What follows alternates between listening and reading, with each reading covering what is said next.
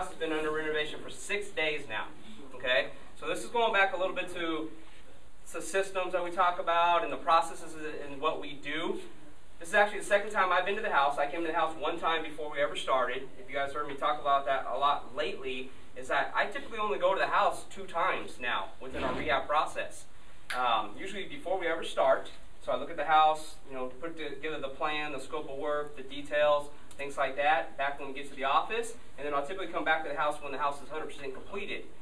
What that is for us is that now within our business, I started out going to the houses every day, going to the houses every, once a week, twice, however many times. Now I only go to the house maybe once in a 4-week period. Our average renovation runs about 4 weeks overall. So, Ruben, you come up here, bro?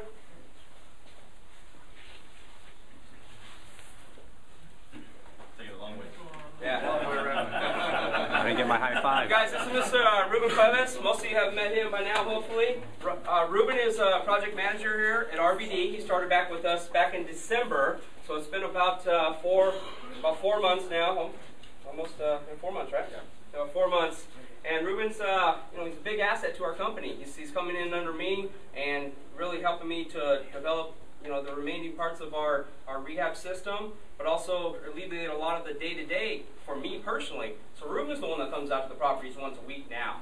He's the one that comes out, checks on the contractors, make sure they're following the scope of work, performing the work in the house that's supposed to be as we ask them to, putting the finishes and the materials that we've asked them to do, taking the photos and bringing the photos back to the desk, uploading them into the system. So I look at the photos once a week when I meet with him to check on the progress of the property instead of coming out here. This is where we've going and where we've gotten to within our business by creating these systems and these processes within our business. Starting right at the beginning, when we first come to acquire the house, Roger's going to fill out, or Mike in this case mostly now, our property repair estimate sheet, which is going to give them an estimate of what this rehab is going to cost us, right? Then after we acquire the property, we're going to come through and develop that scope of work by spending an hour here at the property, taking measurements, taking photos, figuring out what we're going to want to do with the house, go back to our desk, develop that scope of work. Once we've developed our scope of work, we send that out to the contractors with the kitchen layouts, any changes within the house, that scope of work, any pertinent documents that they may need to give us a bid, for that particular property. We traditionally like to get 3 bids on every property. By now, I have several contractors that roll from project to project with me, so I don't get too many bids anymore. We basically tell them this is what the project's paying, kind of thing. So it doesn't alleviate or doesn't deviate from our budget too much. Sometimes we're obviously going to have surprises or things that we didn't foresee behind the walls, or unforeseen things that need to be addressed after the fact.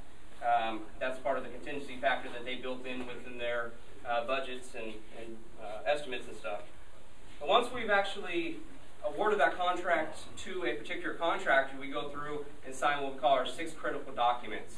So what that is that our independent contractor agreement, we sign that with each individual contractor per project basis. That scope of work, we have them sign that scope of work right there at the office. Basically, that scope of work's like a blueprint to the house. And it's saying, this is what we want done to that particular house.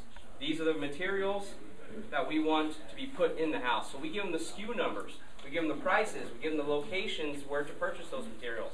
So it becomes a very monotonous thing. A lot of times we use a lot of the same materials, so it's easy for the contractors to just kind of roll the same materials over and over. They go and buy a 5-gallon bucket of paint.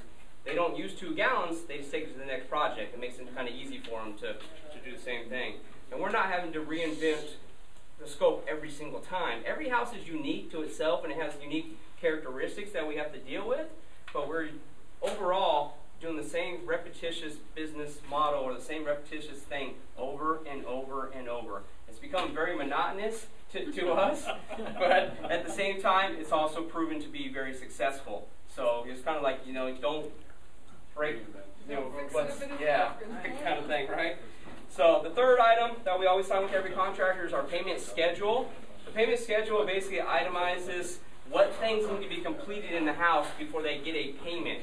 So not necessarily just because it's Friday or that they're going to pick up a check, they're going to pick up a check upon completion of a certain benchmark or a certain amount of work that needs to be done.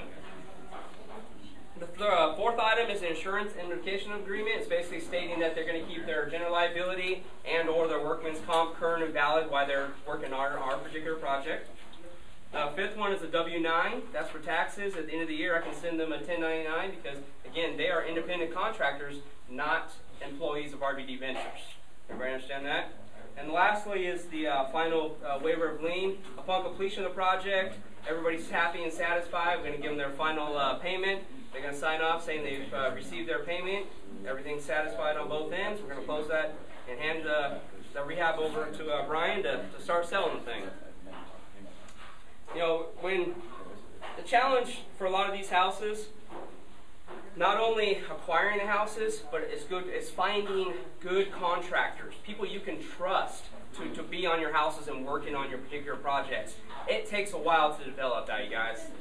Don't think you're just going to find somebody, you're going to send them out to the house and expect that he's going to do it and you come back later. You really have to be on top of it at the beginning, you know, going and checking the work of the contractors, self-educating yourself. You don't have to be the best, you know, construction guy. You don't have to know every element of the house, anything like that. But you do need to continue your education about the elements of a house.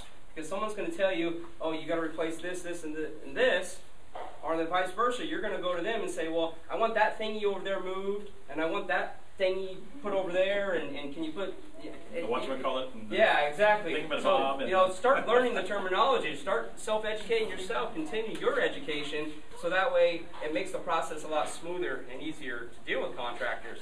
Pre-screening them, going through the process of how to do that. These are all things that we've developed within our business and how we, you know, if you talk to some of our contractors that have worked with me, there's a new one, Derek. He's on his second project, right? He just finished the second. For us, second? Yeah.